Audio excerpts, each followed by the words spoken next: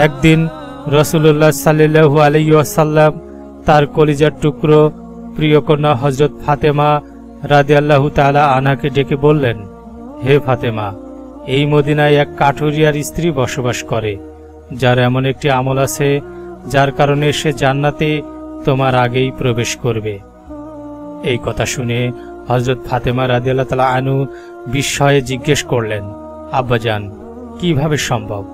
আমি তো জান্নাতের সকল মহিলাদের সর্দার, কোন নারী কিভাবে আমার আগে জান্নাতে প্রবেশ করতে পারে?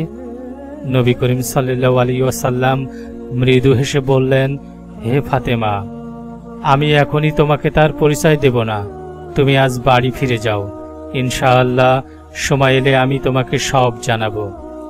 হযরত ফাতেমা রাদিয়াল্লাহু তাআলা আনহা আব্বার নির্দেশে ঘরে ফিরে এলেন, কিন্তু অন্তরের ভেতরে এক অদ্ভুত কৌতূহল জন্ম নিল। কে সেই মহিলা? কি এমন আমল করেন তিনি? এরই মধ্যে সময় গড়াতে লাগল। কিছুদিন যেতে না যেতেই হযরত ফাতেমা রাদিয়াল্লাহু তাআলা আনহা অসুস্থ হয়ে পড়লেন। তার বাড়িতে খাদ্যের কোনো ব্যবস্থা ছিল না। টানা 3 দিন তিনি ও তার সন্তান হাসান রাদিয়াল্লাহু তাআলা আনহু ও হুসাইন রাদিয়াল্লাহু তাআলা আনহু অনাহারে ছিলেন। স্বামী হযরত আলী রাদিয়াল্লাহু তাআলা আনহু এর কাছেও কোনো অর্থ ছিল না। তখন হযরত ফাতেমা রাদিয়াল্লাহু তাআলা আনহা তার একটি বরকতময় পুরাতন কাপড় বের করে হযরত আলী রাদিয়াল্লাহু তাআলা আনহু এর হাতে তুলে দিয়ে বললেন, এই কাপড়টি আব্বাজান আমাদের বিবাহের সময় আমাকে হাদিয়া দিয়েছিলেন। যদিও এটি আমার কাছে খুবই প্রিয়, তবে এখন আমাদের ঘরে 3 দিন ধরে খাবার নেই। আপনি এটি বিক্রি করে কিছু খাদ্যের ব্যবস্থা করুন। শেরে খোদা হযরত আলী রাদিয়াল্লাহু তাআলা আনহু কাপড়টি নিয়ে বাজারে গেলেন, অনেককে দেখালেন, কিন্তু কাপড়টি পুরানো হওয়ায় কেউ আগ্রহ দেখালো না। অবশেষে তিনি আল্লাহর দরবারে হাত তুলে বললেন, হে আল্লাহ, আজ নবীজির প্রিয় কন্যা ও নাতিরা অনাহারে, এই কাপড়টি কেউ কিনছে না। আপনি যদি আজ কোনো ক্রেতা পাঠান তবে আমি তাদের মুখে অন্ন তুলে দিতে পারবো। তার এই আন্তরিক দোয়ার পরে হঠাৎ একজন ভদ্রলোক এসে বললেন, হে আলী, তুমি কি এই কাপড়টি বিক্রি করতে চাও? হযরত আলী রাদিয়াল্লাহু তাআলা আনহু বিনয়ের সাথে বললেন, হ্যাঁ জনাব, আপনি যা মূল্য দিতে চান দিন, আমি কোনো নির্দিষ্ট দাম চাই না। তখন সে বলল, তবে আমি 6 দিরহামে এই কাপড়টি কিনতে চাই। হযরত আলী রাদিয়াল্লাহু তাআলা আনহু খুশি মনে কাপড়টি দিয়ে 6 দিরহাম নিয়ে নিলেন। এই লোকটি কেউ ছিল না, বরং সে ছিল ফেরেশতা মিকাইল আলাইহিস সালাম, যিনি আল্লাহর নির্দেশে এই কাপড়টি কিনেছিলেন। হযরত আলী রাদিয়াল্লাহু তাআলা আনহু 6 দিরহাম হাতে নিয়ে খাদ্য কিনতে রওনা হলেন। পথে একজন ফকির এসে বলল, হে আল্লাহর বান্দা, আমি বহুদিন অনাহারে, দয়া করে আল্লাহর ওয়াস্তে কিছু দান করুন। হযরত আলী রাদিয়াল্লাহু তাআলা আনহু থমকে গেলেন, মনে মনে বললেন, হে আল্লাহ, একদিকে আমার স্ত্রী ও সন্তান 3 দিন না খেয়ে আছে, অন্যদিকে এই অসহায় ব্যক্তি খাবারের জন্য হাত পাচ্ছে, আমি এখন কি করব? অবশেষে তিনি বললেন, আমার পরিবার অভুক্ত থাকলেও আমি এই 6 দিরহাম তোমার হাতে তুলে দিচ্ছি। আমার রিজিকের মালিক তো একমাত্র আল্লাহ। এইভাবে তিনি 6 দিরহাম দান করে দিলেন। তিনি চিন্তিত হয়ে পথ চলতে থাকলেন। তখন এক ব্যক্তি একটি লাল ঘোড়া নিয়ে এসে বলল, হে আলী, আপনি কি এই ঘোড়াটি কিনতে চান? আমি আপনাকে বাকিতে দেব, আপনি পরে মূল্য পরিশোধ করবেন। হযরত আলী রাদিয়াল্লাহু তাআলা আনহু ভাবলেন, আল্লাহ যদি ব্যবস্থা করেছেন তবে নিশ্চয়ই এই ঘোড়ার মাধ্যমে উপকার করবেন। তিনি ঘোড়াটি 100 দিরহামে বাকিতে নিয়ে বাজারে গেলেন। সেখানে একজন বলল, আপনি কি এই ঘোড়াটি বিক্রি করতে চান? হযরত আলী রাদিয়াল্লাহু তাআলা আনহু বললেন, হ্যাঁ ভাই, আপনি কত দিতে পারবেন? সে বলল, আমি এটি 160 দিরহামে কিনতে চাই। হযরত আলী রাদিয়াল্লাহু তাআলা আনহু বিস্মিত হলেও রাজি হয়ে গেলেন। 100 দিরহাম শোধ করে তার হাতে রইল আরো 60 দিরহাম। তিনি আল্লাহর রাস্তায় 6 দিরহাম দান করেছিলেন। আল্লাহ তাকে 10 গুণ বাড়িয়ে ফিরিয়ে দিলেন।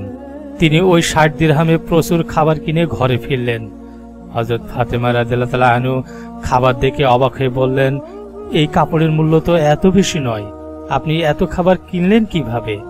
হযরত আলী রাদিয়াল্লাহু তাআলা আনহু বললেন, আমি অবৈধ কোনো পথ অবলম্বন করিনি, সবে আল্লাহর রহমত। তুমি বিশ্বাস করো, আমি পরে সব খুলে বলবো। কিছুদিন পর নবী করিম সাল্লাল্লাহু আলাইহি সাল্লাম ফাতেমাকে ডেকে বললেন, হে ফাতেমা, আজ তুমি সেই কাঠুরিয়ার স্ত্রীর কাছে যাও, আমি তোমাকে তার ঠিকানা দিচ্ছি। হযরত ফাতেমা রাদিয়াল্লাহু তাআলা আনহু পথ পাড়ি দিয়ে সেই নির্জন স্থানে কাঠুরিয়ার বাড়ি পৌঁছালেন। সালাম দিয়ে বললেন, আমি নবীর কন্যা ফাতেমা, আমি কি ভেতরে আসতে পারি? ভেতর থেকে উত্তর এলো, আপনার আগমনে আমি পরম সৌভাগ্যবান, কিন্তু আমি স্বামীর অনুমতি ছাড়া কাউকে ঘরে ঢুকতে দেই না, দয়া করে আগামীকাল আসবেন। পরদিন ফাতেমা রাদিয়াল্লাহু তাআলা আনহা তার পুত্র হাসান রাদিয়াল্লাহু তাআলা আনহুকে সঙ্গে নিয়ে এলেন। কাঠুরিয়ার স্ত্রী আবার বললেন, আমি আপনার ব্যাপারে স্বামীর অনুমতি নিয়েছি, কিন্তু আপনার পুত্রের ব্যাপারে নয়। আগামীকাল আবার আসুন, আমি দুজনেরই অনুমতি নিয়ে রাখব। তৃতীয় দিন ফাতেমা রাদিয়াল্লাহু তাআলা আনহা ও হাসান রাদিয়াল্লাহু তাআলা আনহু উভয়ই এলেন।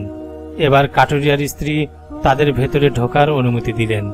ফাতেমা রাদিয়াল্লাহু তাআলা আনহু ঘরে ঢুকে দেখলেন কাঠুরিয়ার স্ত্রী একটি লাঠি, দড়ি আর পানির পাত্র নিয়ে বসে আছেন। জিজ্ঞেস করলেন, আপনি এগুলো নিয়ে কেন বসে আছেন? তিনি বললেন, আমার স্বামী যখন কাজ শেষে ক্লান্ত হয়ে ঘরে ফিরে আসেন, তখন যদি অজুর বা পানির প্রয়োজন হয়, আমি যেন সঙ্গে সঙ্গে দিতে পারি, এই জন্য আমি প্রস্তুত থাকি। ফাতেমা রাদিয়াল্লাহু তাআলা আনহু জিজ্ঞেস করলেন, এই দড়ি আর লাঠি কেন? তিনি বললেন, যদি আমার কোনো ভুলে স্বামী অসন্তুষ্ট হন এবং শাস্তি দিতে চান, তাহলে আমি চাই যেন তাকে কোনো কষ্ট না হয়, দড়ি ও লাঠি যেন হাতের কাছে থাকে। এই উত্তরের পর হযরত ফাতেমা রাদিয়াল্লাহু তাআলা আনহা স্তব্ধ হয়ে গেলেন, চোখের কোণে জল। একজন স্ত্রী তার স্বামীর জন্য এতটা আত্মত্যাগী হতে পারে? ফাতেমা দ্রুত নবী করিম সাল্লাল্লাহু আলাইহি সাল্লামের দরবারে ফিরে এসে বললেন, আব্বাজান, আমি তার সাথে দেখা করে এসেছি, তিনি অসাধারণ একজন স্বামী ভক্ত নারী। রাসূল সাল্লাল্লাহু আলাইহি সাল্লাম বললেন, হে ফাতেমা, তুমি কি জানো কেন সে তোমার আগে জান্নাতে যাবে? কারণ তার স্বামী ভক্তি ও আনুগত্য এমন এক স্তরে পৌঁছেছে যা জান্নাতে তাকে তোমার আগে প্রবেশের সম্মান দেবে। তিনি আরো বললেন, তোমার সেই বরকতময় কাপড়টি যা আলী বিক্রি করেছিল তা কিনেছিলেন মিকাইল। 6 দিরহাম দান করার পর আল্লাহ তা 10 গুণ বাড়িয়ে ফিরিয়ে দেন।